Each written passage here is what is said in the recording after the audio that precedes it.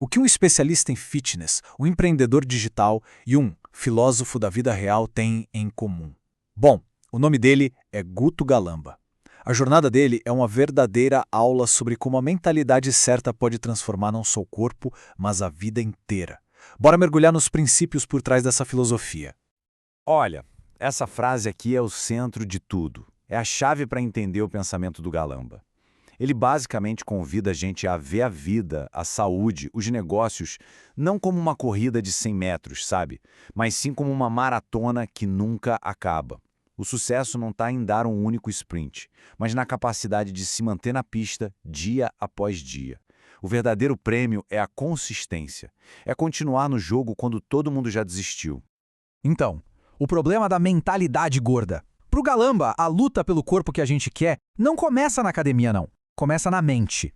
Ele defende que o nosso maior inimigo não é a balança, mas o que ele chama de cabeça gorda. É aquela mentalidade que sabota a gente antes mesmo de a gente começar. Essa frase é quase um soco no estômago, né? Ela força a gente a encarar uma verdade que é meio desconfortável. O corpo que a gente vê no espelho é, na verdade, um reflexo direto dos nossos pensamentos, dos nossos medos, das nossas desculpas. A mudança por fora só vai acontecer de verdade quando a transformação por dentro começar. E essa analogia aqui é simplesmente perfeita para descrever como a gente costuma lidar com os problemas. Imagina só, em vez de parar, abrir o capô e consertar o motor que está fazendo barulho, o que a gente faz? Aumenta o volume do rádio. A gente ignora a causa do problema, esperando que a distração resolva tudo. Mas no fundo, a gente sabe que isso nunca funciona. Aqui, o Galamba traz uma distinção muito poderosa entre a mentalidade de criança e a de adulto. A criança faz o quê? Reclama. Ela espera que outra pessoa resolva o problema dela. Já o adulto assume a responsabilidade e vai atrás da solução. É uma virada de chave que define o que é maturidade. E aí chegamos num ponto crucial. Sucesso, na visão do Galamba, não tem a ver com troféus ou grandes conquistas. Tem a ver com integridade pessoal. É simples. É fazer o que se disse que ia fazer. Cada vez que a gente quebra uma promessa feita para si mesmo, a gente está ensinando para o nosso cérebro que perder é normal. Com o tempo, essa mentalidade vira um hábito. E a prova de que essa filosofia toda funciona, bom, está na própria história do Guto Galamba. A carreira dele é um testemunho vivo de como esses princípios, quando são aplicados de verdade, podem levar a resultados, assim, extraordinários. Ele não só fala, ele vive o que prega.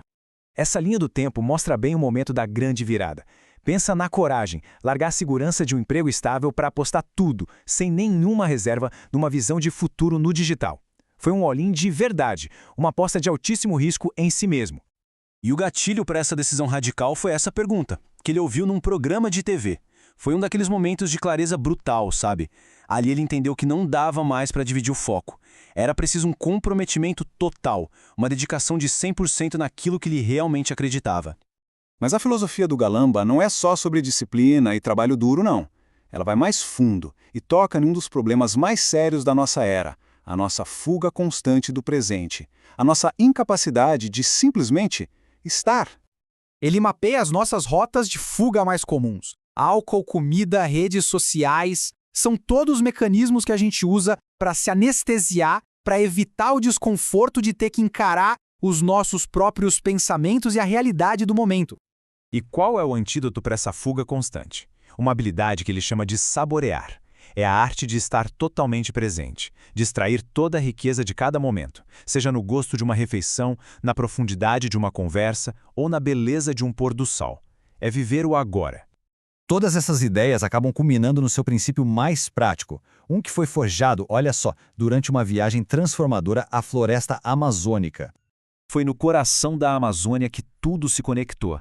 Imagina a cena.